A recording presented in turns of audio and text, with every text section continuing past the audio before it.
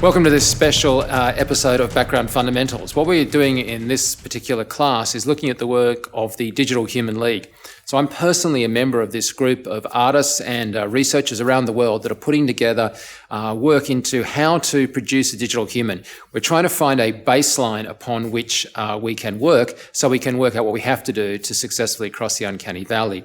This work has been purely volunteer work from a whole lot of people all over the world. I'm just one small contributor on that, but I'm very proud to present this work to you based on an interview I did with Chris, who came up with the idea from Chaos Group. Chris presented our work at FMX in a panel that I was running on digital humans, and then Chris and I sat down right after that to go through that presentation so you guys would be able to enjoy it and the general community would be able to benefit from this work. I want to absolutely underline the fact that we make in this presentation that the data from the Digital Human Project is actually being made available and will be distributed. So as you're watching this, depending on when you're watching this, it's being rolled out so that you yourself can take this and learn from it, see how it works and put together. Special thanks also to Emily, who contributed the data as the actress who submitted to doing the scans, and ICT, who are the technical sort of linchpin, I guess, behind the whole thing. Jay and Graham and all the people, Paul at ICT, have been incredibly generous in providing the light stage and all of the sort of tech that fed into the initial scan work that then spread out to the group. So Chris, we get to show the work of the WikiHuman Digital Human League. Yeah, it's exciting. It's sort of our debutante, as I call it. Yeah, it's true. And of course, you presented that yesterday at the Digital Humans at FMX. Here we are, we're recording this, and I think it went down really well. Yeah, I was really excited about that, and I thought the entire session was really interesting in itself because it sort of showed the gamut of how people are looking at digital humans in a lot of different ways. And I was really enthusiastic about the number of questions and the number of people that were really keen to kind of engage with the group. So that's all speaks well for the intent of the project. Yeah, people had a lot of questions about how things were put together and then if they could get the data. I mean, that's the idea, is that you could try something really and do something with it. I was approached by someone after the conference, and she's a student and she's working on stuff, and she says, "You mean I can use this data to make my own and understand how I should do my own thing?" I said, "Yeah." And so she's going to use it as I intended, which is that's the basis for which to do your other work with. So it's really good that way. Now, for people that weren't here at FMX, we're going to do a bit of a run through now on the key points. So it's not going to be exactly the same talk, of course, but what we'll be able to do is give the essence of what's going on. Okay. So really, it was about the idea of understanding the motivation behind a project is really to understand digital humans and what are some of the challenges involved. And one of the first things I mentioned in the presentation was the fact that from birth, we know what a face looks like. That's kind of the first thing we're trained to do. And as an example, I gave my daughter, who stared at me the moment she was born, she stared at my face, and that was the first thing that she needed to study. So I know that humans understand humans more than anyone else. We're experts in this area. I mean, to the point that we actually have parts of our brain that are developed for processing eyes, and parts of our brain that are developed for processing mouths. Like these are not just, as you say, learnt responses. These are hardwired neural chemical pathways that exist. And obviously they exist for very good reasons. It's very important that we socially understand what's going on. Yeah, and we can read emotions, etc. So the problem is that when we're trying to make a digital human, it's very hard to fake it. And everyone is an expert in this area. You don't have to be like a visual effects special person to know if something doesn't look right. Anyone can have that analysis. Though by the same token, as you pointed out yesterday, somebody can say it's wrong and find it very hard to articulate what's wrong. Yes, that's exactly it. Everyone knows what's wrong, or something's wrong, but no one knows what it is. So that's basically the idea that I was trying to show people. With that in mind, we started the Digital Human League. And the idea was we'd have enough people that have looked into this area at some level from different capacities and really understand it so we can all have a conversation together about what it is. And that's really sort of what motivated the formation of this group, which you're a member of as well. But of course, to give credit, Chaos Group has been really helpful in being the anchor for all of this. So while you have academics involved and people from companies and post houses around the world, I want to give you credit for being the linchpin of this whole exercise. Well, I had this idea and they said, just go for it. And it's been really kind of a wonderful thing that they've been able to support this in the way it is. But I'm passionate about it, and as I'm sure you know, and it's been really sort of a driving force for me to get a lot of discussion going. So I should point out that even though you guys are generously giving away, or the team is giving away the data, that it'll include, a setup that'll obviously work in V-Ray. In fact, just to be honest, like you are totally open to someone rendering this in something else. In fact, you said you'd like to see results from other renderers. Absolutely, yeah.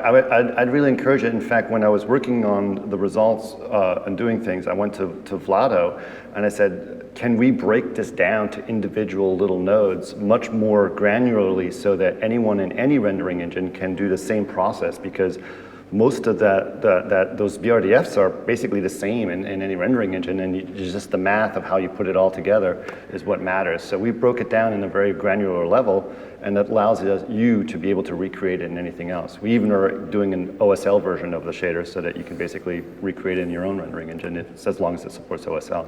So should we have a look at some of the members of the team's previous contributions that they've been doing independent of the group? Because I think that showed, it was really funny when you presented that. I could tell that a lot of the audience didn't understand that, because you were saying he's looking at hairs, we'll see this in a second, and I could tell the audience was like, so he's looking at a photo of hair, okay. So what? I was like, no, it's digital hair. Yeah, it's not real. Skin. Yeah. So I was talking about the idea that we have some really talented artists that have focused a lot of attention on digital humans, and one of them, as an example, is Luke Biggins over here. Great and work. He's really done some amazing work, and he's hyper focused on a lot of that stuff. And then Nick Gohl is also really interesting. He does these very, very real images as well, but he has a very different style the way he does it. So I like the idea that people have different ways of approaching it stylistically, et cetera. And then Lucas, I just find fascinating. He's this kid from, I don't know how old he is, but I don't think he's very old.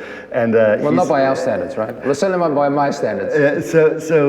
But he's spent so much time sort of scouring the internet for information on his own and sort of makeshifting his own way of analyzing this information and doing it by himself.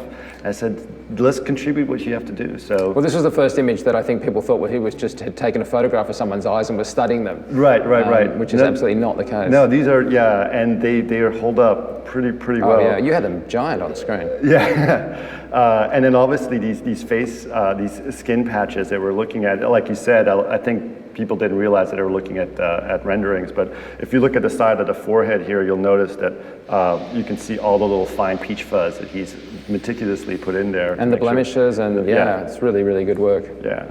And then obviously the other part of it, besides the artists, is we have a lot of academics who have studied this, and we've got a strong connection with ICT, who's been extremely generous with their time and their resources to be able to give us what we need to sort of get started on the project. Yeah, now of course many people will have seen, certainly even on FX Guide, Digital Emily, as we reported on that, and of course Digital Ira. But we're going to, in a moment, see Emily from a completely new data set. So not only were we able to get all the expertise and advice from ICT, but an entirely new data set of someone that they did what in 7 years ago. Yeah. So it was 2008 was Digital Emily, and then 7 years later they recorded her again. So it was the end of last year is when they got the data set. It's really high quality data, and I was very, very pleased to be able to sort of tackle it. Yeah. Very, very bright and super nice people. Yeah, absolutely. I've known Paul for years, and obviously Graham and I worked together for years at Sway Studios, so it was really cool.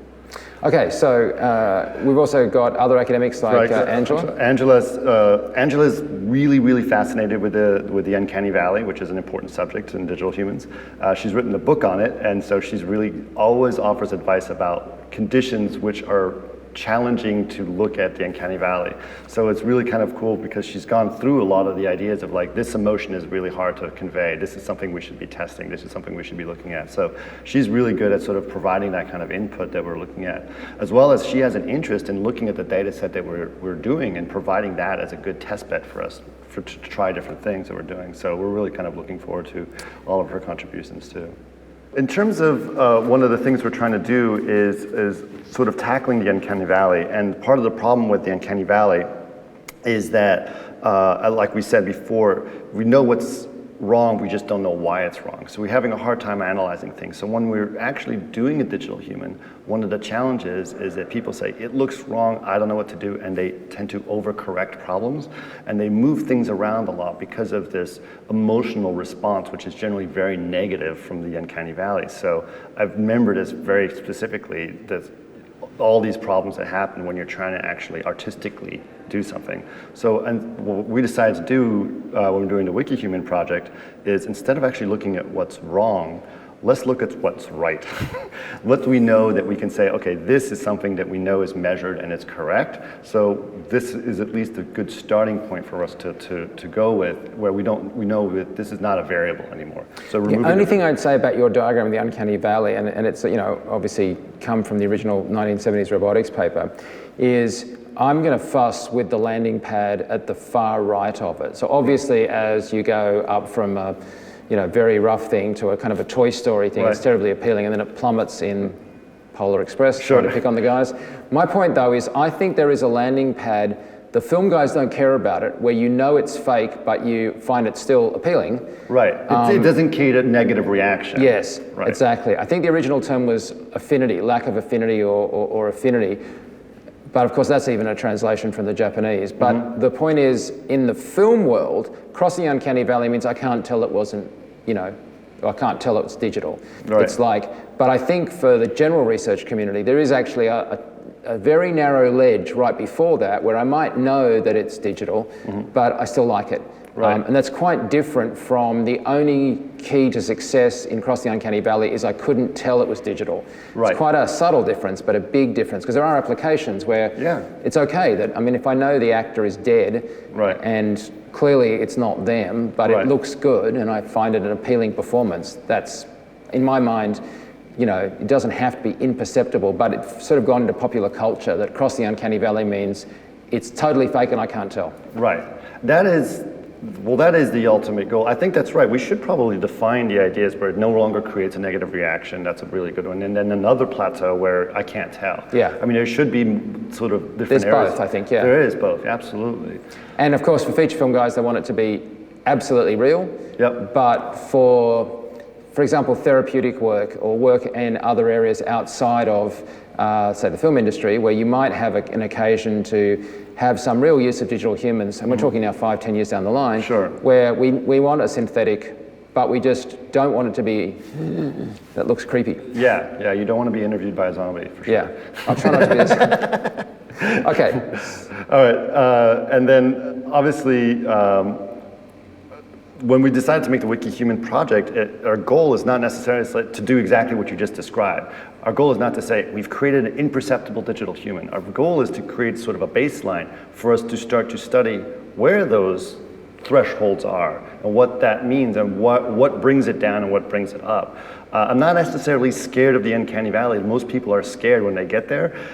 That's the area where I want to find out why is it there and what causes that reaction. So the best thing to do is to, like I said, remove the data. And we started with Digital Emily, again, as you said. And what we get when we get Digital Emily is we get really, really high-res model of it, but that's not the end of the process, right? No, and I think this is the thing about using the ICT data, which we think is so great and so fits in with what you're saying, is that they have produced measuring instruments. These are not reference pictures. These are highly calibrated. They've equalized and normalized all the data to try and, so when they say something is like 0.5 on a scale of 0 to 1, it's 50% reflective. It's not the number 0.5 works. And that's what makes this relevant, because otherwise we'd get a really good Emily and then it'd be like, okay, we'll have to start all over again on the next one. It's not like we're basically taking a model and then photogrammetry projecting her face back on it. No, this is actual what the diffuse is correctly done, and unlit, which is another thing that's also done very specifically. When you do a photograph face, no matter how equally you light it, you're still going to get self-shadowing and occlusion in those areas, and they unlight that area so that that level is completely correct and there is no lighting. It's an actual texture of all the areas of the skin. And I know that you join me in saying that the level of thought that's gone into the work at ICT over the years that they've come to this point is just astonishing. If you read their research papers, incredible. And, you know, for example, we all are very familiar with Fresnel. Right.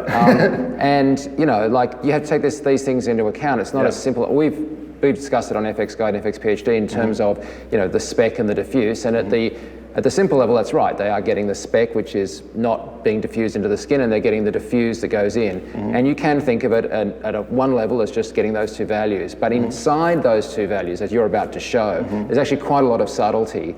And these are, again, numerical guides of what was recorded rather than just guesses and what kind of looks cool.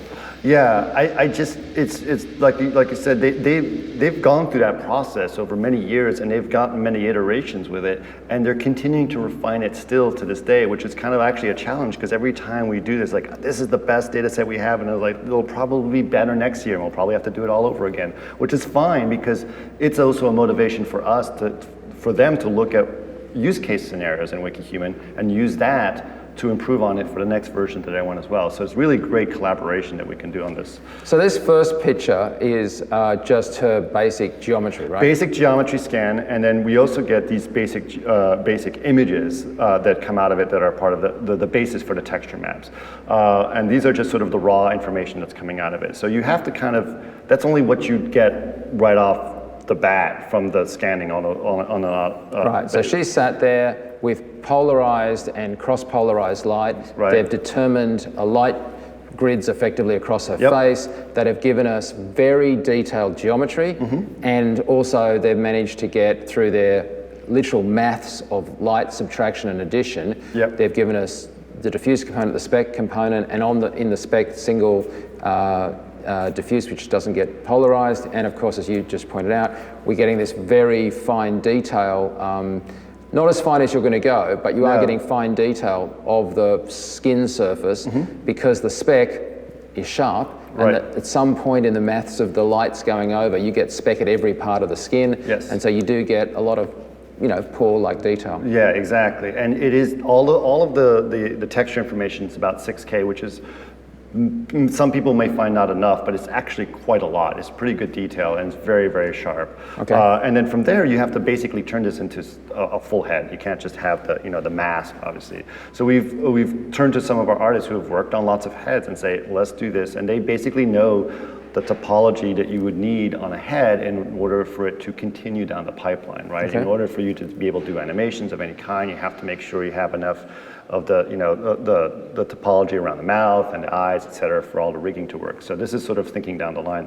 So Matt Aerney helped us out on that. He was an amazing character artist over at Blur, and he's done some incredible stuff. So he's just gone through this process, and so he helped us out and created that. He also is able to take all that data and bring the UVs back. We actually went back to ICT once we got the new topology. They projected the UVs on there, make sure everything was color calibrated, and it sort of vetted on both sides, from the artist side and from the ICT side, that the data we had now, we had a proper model and the proper color textures as well. And then, as I said, we have all this information, and then the other part of the model is obviously the displacement.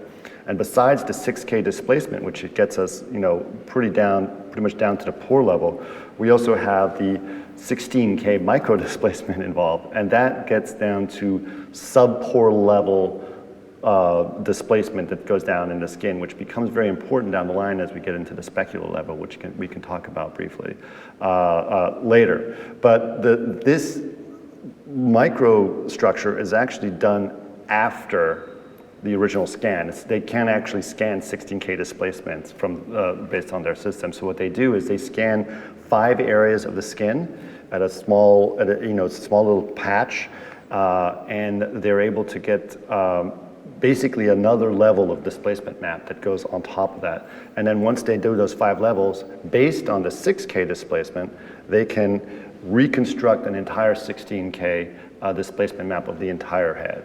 Yeah, so they take the camera inside the light stage, Yep. inside the dome as it were, and they get really close to the skin, but of course at this point you're ruining everything else. Right. But now we've got that, and then it looks at the skin and it's got this sample and it says, oh, that pore looks like this one from my super high res. Yes. I'll overlay extra detail there, and that next bit looks like this other bit over here, so I'll use that. And they're literally like sort of intelligently overlaying Yes. extra detail from an actual sample from that part of the face, Right. but it's not that they do that for all of the face. Right. So you kind of extrapolate out, but it is a clever algorithm, and it's a recognized way of doing this. Yeah, and the way that it's put together, which we'll explain, is basically you use the original 6K displacement, and then you add the detail of the 16K displacement, so that it becomes a sort of supplementary process on top of that, and sort of lays out that process of what the displacement is going to be like.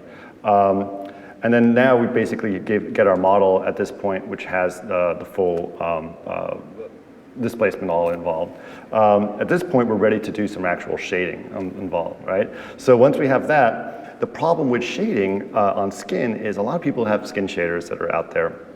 And the traditional way that they look at skin shaders is they basically say, okay, I'm going to need your diffuse color, your shallow scatter, and your medium scatter, and your deep scatter, et cetera. The problem with that is, what does a deep scatter texture look like? I can't just peel my skin back and scan that. It's not going to work. So there is no real definition of what a deep scatter is, scientifically speaking, like what we were getting at ICT. So it's kind of a challenge to understand what that is. We can't sort of put that in there. So instead of looking at that, we look at the data that we do have, which is basically the diffuse color, the single scatter map, the specular map, and the displacement map, right? So let's start with the idea of the diffuse map. Even though it has the word diffuse in it, what's important to understand is that the way I look at it is basically the addition of all the subsurface put together. So it's the resulting subsurface texture of all of the depths of subsurface. Yeah, because I mean, if you accurately photograph my skin, then those three other variables that you were just talking about, the only reason that they're there is to produce the aggregate effect that we photographed or I should say sampled, because it's more than just photographed. Yeah. So let's just take that texture on its own, and we'll just put that through a straight subsurface scattering BRDF, right? So it just basically has your subsurface in that zone. The next texture, which is an interesting one that we get, is the single scatter map. And the best way to describe it, especially in the context that we're working in, is that when the light comes through and it hits your face, right? It'll split like most lights does, and part of it goes into specular, part of it goes in your skin and scatters it out, and part of it just has a straight up diffuse, very small percentage of it has a straight up diffuse that does not actually scatter the skin. And that's what we were calling the single scatter map. And that single scatter map we just put into, in this case, we'll just put it right into a straight up diffuse or Lambert model. And that just gives us, and it's a very dark gray sort of map. Because it shouldn't be the dominant thing, right? Right, and it's just white light in a way. You could think of it as just white light in a sense. Yeah, that's the really interesting thing about it. The single scatter comes from the spec half of that spec diffuse. Yes. And if you think about it, when we look at any of those spec maps, they tend to be black and white because they haven't gone into the skin and picked up pigmentation color. Exactly. So that's basically how we see that. So once we have those two elements, we'll just add them back together, because the idea is that, as you said, part of the energy goes into subsurface, part of the energy goes into just a Lambert diffuse, but the energy is split into two, so we can just add them back together at this point. Yes, it is absolutely energy conserving, this whole process. So when people are concerned, there was a question in the audience, it's like, I can't add, it's bad in shading. It's like, it's fine as long as the energy that comes from the textures is split appropriately, so we can add them back together at this point. And then we're now looking at the spec map. So we've got our diffuse defined, and again, I'm trying to make this really, really simple so that people can understand in a specific way. Again, spec map, the way that it should come out is the average area should be about 1 in terms of reflectivity, because the cutoff of the specular will come from the Fresnel and stuff of that Yeah, nature. and so just to expand that, obviously we're not expecting the whole face to be lit up, but we're Right. simply saying that if you had a hot spot on my face, Right. I would have spec highlight here. Right. Move the light over there, I would have a highlight here. Right. So the fact that the spec map means, you know, that it's kind of white doesn't mean the whole face lights up. It just Right. means that it would be shiny Right. if you shine the light at any part of her, say, forward. Right, and it would, the grazing angle should be close to 1 on Yeah. almost any surface, and that's the nature of how, you know, Fresnel works at this point, and we'll get into some of that as well. However, what we want to do with skin is we don't necessarily want to do a single lobe specular map. We want to do a 2-lobe specular map based on studies that we've found, or specifically at ICT. So we'll take the spec map and we'll divide it by 2, again, to preserve the energy. And this is basically Vado's methodology of saying, here's how we'll do a 2-lobe specular in a graphic, in a much more logical way. So we divide the energy by 2, and then now what we'll do is we'll start to look at the specular reference, which is actually kind of an interesting way of doing it. So what we do is we have, like you said, we have images of Emily both with polarizers on and with polarizers off. And with the polarizers on, we're removing all the specular from her skin or the reflections.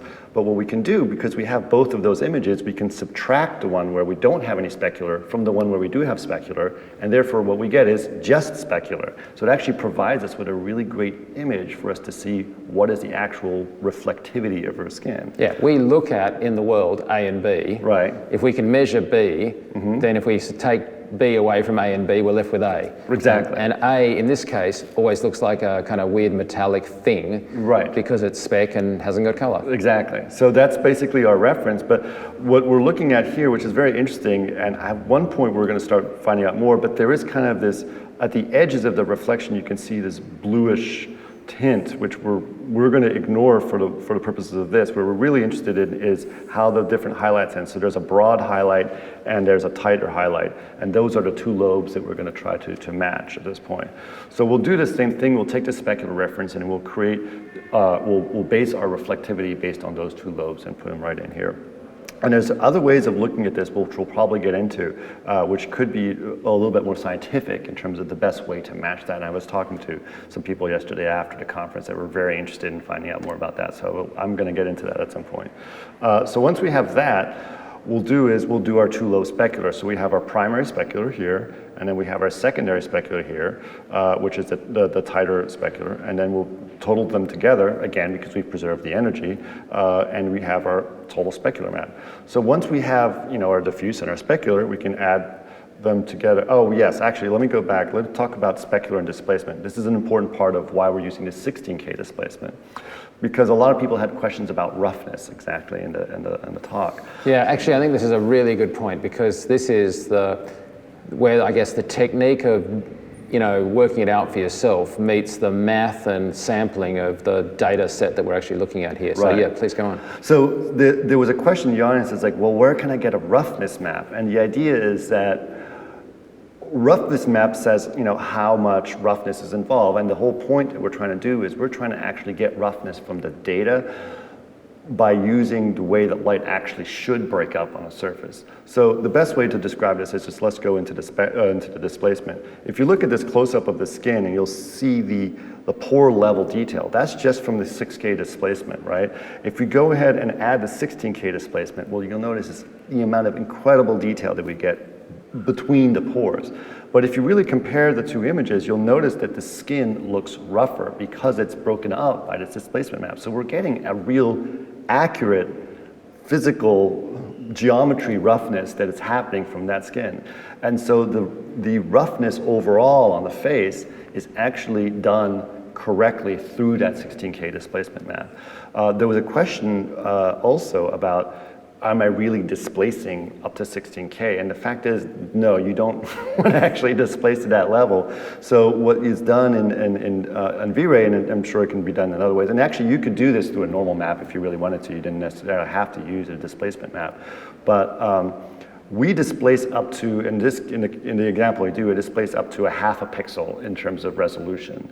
And then anything below that turns automatically into a normal map. So V-Ray is smart about how it'll switch between the two, but you could, like I said, just do it with a normal map. Yeah, and I think I made the point that sort of at a higher level, you just have to remember that even though we're not expecting you can see the 16K detail in a sort of classic sense, you can see the effect that the 16K has on things like spec. Absolutely. And so as an example of that, we have here's our 6K on the overall face, and then we add the 16K. It's very subtle, but it's quite a difference in terms of not looking plastic when it's it's just you can see it on the chin and you can see it on the brow, and it's there. It's just not dramatic, but it's enough to, in my mind, allow us to stick to a Phong BRDF, to a very simple model, specular level, where we're not forced into having to go with a Cook Torrance or a GGX or anything that has. I mean, you could use a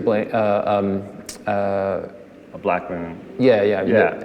You could, which is fine, and we could explore that as well. But I think that there's something about just simplifying it, right? Using a Phong is, it's very fundamental. Yeah, exactly.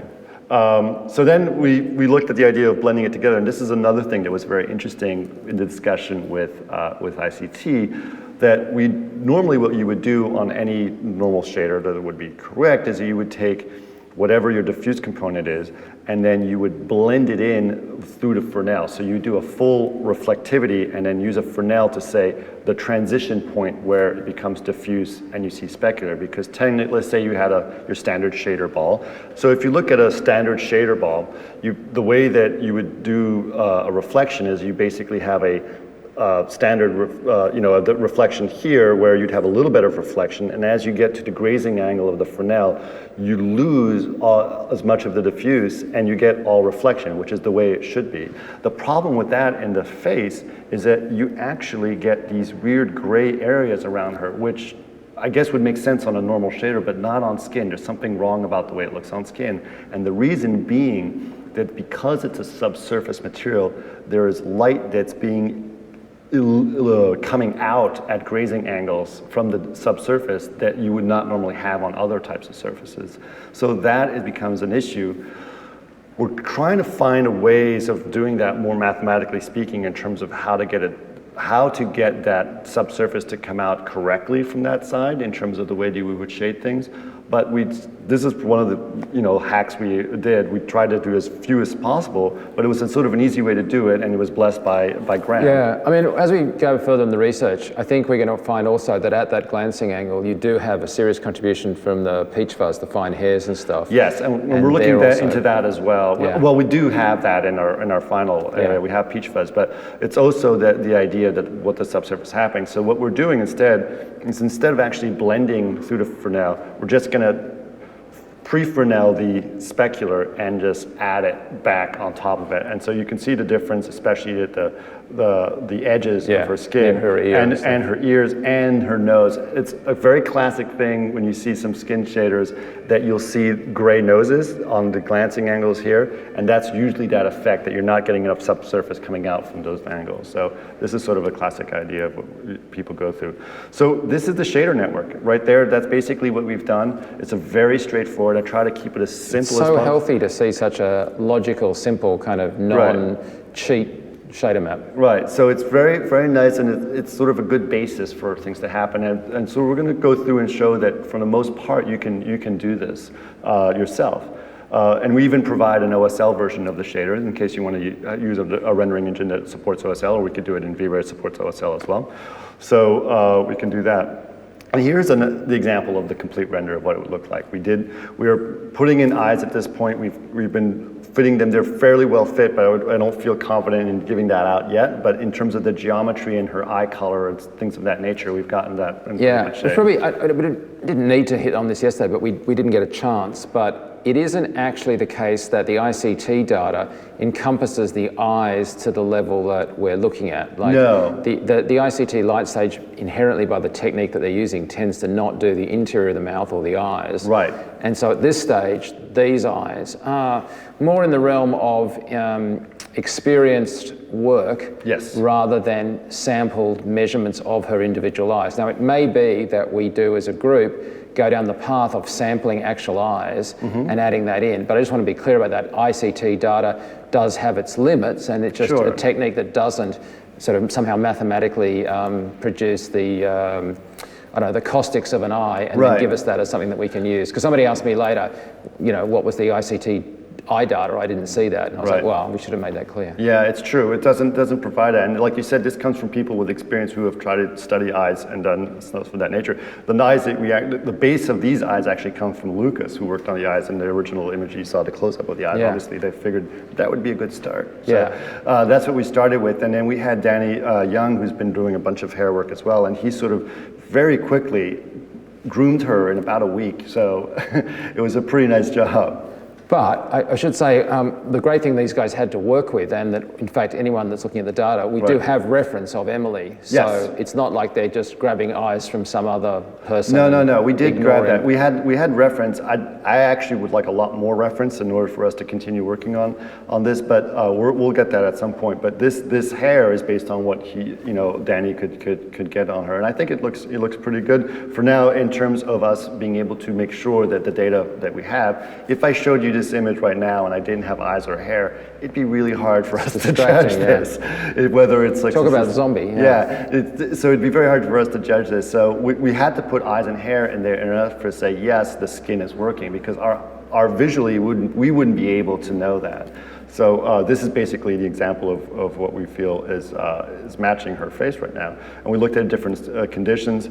And of course, because we have all this data from ICT, we looked it up very, very close up. And as you mentioned, the peach fuzz, this image in fact does have peach fuzz in here. You can sort of see it on the side. Have we started to? Yeah, because it does itself act as a bit of a diffuser on those glancing angles. Absolutely. And especially when you've got the strong backlight there, it's this level that we're kind of talking about. I think this is really good, but also should point out, like, what's lighting that? Oh, it's a single HDR. Yeah. Because it should be, right? I mean, Right. in the real world, if we've got a physically plausible based shaders and lighting setup and we pull in a proper HDR to light that, Yeah. that's what we need. Exactly. So I just feel like we also haven't thanked Emily enough for this, right? Because here we are studying like her nose at excruciating She's detail. been very, very generous about being part of this. So I really, really appreciate about her efforts. And it's asking a lot for a beautiful young woman to go in there, no makeup, let's scan, let's get every pore detail possible in there. A lot of people wouldn't want to do that. And I got scanned on the ICT, and the first thing that I did when I was looking at the data is, oh my God, I wish I'd shaved more carefully, like missing bits of thing, and I just hadn't done a very good job. And I'm like, you're looking at this detail. I've never looked at myself like that. And it is actually quite challenging, and her generosity just shouldn't be underestimated, because she's a professional actress. Yeah, exactly. And I spoke to some people at work that I looked at, and they said, I would never get myself scanned and scrutinized at that level. It's really, it's very, very kind of her. Very kind. So the idea that now we have is like it's to find the best way to balance the art and the science of this.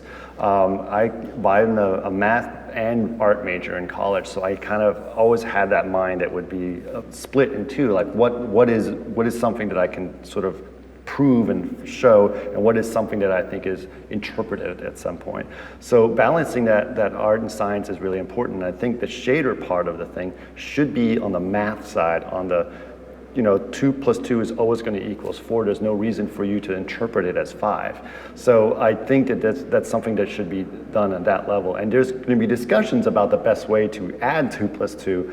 But I still think that in the end, we should be sure that what we have is something that in other words, we should have an energy conserving, proper data set that's, treated that way. Yeah. Somebody is, of course, welcome to take the data and start experimenting with what happens when they move off that. But it's a gift to have a baseline to work from, because you just learn so much about what's going on when you understand how things are actually contributing. Yeah, exactly. So once we did that, I sort of basically said, okay, I know this, and if the way that I've seen other people do digital humans, and they've all done fantastic work, they all have attacked it in different ways, and they've all kept their methodologies very secret, and like this idea of being very protective and competitive about digital humans. And I sort of always questioned why that was. Why is there so much people? It's like, I've got this secret sauce to make a human, or I got this. And I find it that digital humans, there's no reason why we should do that. I think that the work that's being done on digital humans is very, very important. Much more important than making movies. I mean, I remember when we had a conversation, it says, I like getting butts and seats just as much as anyone else, but digital humans is important because I think the more we understand about digital humans, the more we understand about everything that's involved, even the idea of the uncanny valley and the psychology behind that, what causes that reaction, I think the more we'll understand about ourselves. Yeah. And I think it's very, very important for us to do that. So I have a big goal that if we share this information with everyone, including all the data that we get and how we've put things together, that we will try to get more people that will want to come back and feel that enthusiasm and want to share that data with us as well, so that we can spread the word about all this information. I think that, this is important information, almost to the medical level. Like, you wouldn't keep like, I've got the cure to cancer here, I'm not going to tell anyone about it. Yeah, and of course there's enormous artistry in the cinematography of how you light and frame a shot. Sure. There's clothes and like how they're dressed, of course. And then that's before we even touch on the fact that I'm certainly very much looking forward to the group getting to a point that we can rig Emily and actually animate her, because right. the initial drawing we started with the uncanny valley, the solid line is the still. The dashed line, I think, was when it moves, it amplifies it. It amplifies it for good, right, and it amplifies it for bad. And so there's a whole nother aspect to this, which is bringing her to life and giving a performance. Yeah, absolutely. There's a lot of questions that are very strange things that you start to analyze, and we have a lot of these questions that we're going to come up with. And one of them is, why is it that no matter what you do, it's still very hard? It's like, wow, she looks very real in the rendering, but if you put a photograph next to her, it's still going to be hard for you to create something that you're not going to be able to distinguish which one's the photograph and which one's the CG. And there's a whole slew of these questions that we're going to come to, including animation. So we're organizing all of this together. We have a web page called wikihuman.org. A lot of our information is going to be on there, we'll including the data set, which we'll be providing as well. We're working with ICT to sort of compile all that and just giving it out to the public, and it'll be out. As well as news. If you follow Twitter, you can see Chaos Group Labs, which is sort of the overall umbrella around all of these types of research. It's CG_labs or at CG_labs. Go ahead and follow us on Twitter and let us know what you think. And any announcements we have, we'll be putting up on there as well. So. Yeah, and there's sort of two levels that someone can get involved with. It's fine to be involved to the point of getting the data and stuff. This isn't a phishing exercise to get email lists for marketing. Yeah. But then there's a whole nother level that if you're a really serious researcher and you want to contribute to the project, and we've had a couple of those come forward just in the last 24 hours, then we're also happy to welcome people at the kind of more hands-on level. Yeah, and it depends on your level of comfort of what you feel you want to contribute, but at the very minimum, we ask that you be a voice and be able to contribute and say, this is how I think it should be, or this is what you should do, and provide feedback on what you're seeing. But also, like you said, if you're a developer and it's like, I've got something I'm putting together that's very much related to what you guys are doing, and I want to be able to test it and contribute, we'd love to have you involved, as well as find out what you can share as information as well, because the whole point of this is to share information. Absolutely. Well, Chris, thank you so much for doing it. It was great to hear your talk yesterday and be part of that. And I'm so looking forward to what's going to come next time. Yeah. I'd love to imagine where we might be 12 months from now. So yeah, that'd be really great. Thanks, man. Thanks. Well, again, huge thanks to all the members around the world, from London to America to Europe, that are contributing to that. And feel free to go online. There are sort of like two levels you can get involved with. You can obviously just use the data, learn from the group, and we are incredibly enthusiastic that you do that. And then some of the more advanced researchers amongst you might be interested in actually contributing, in which case feel free to contact myself or Chris and or anyone in the group for that matter. It's an autonomous decision-making collective. And but obviously membership at the at the contributing level does require contribution. Thanks so much for being with us. I'll see you.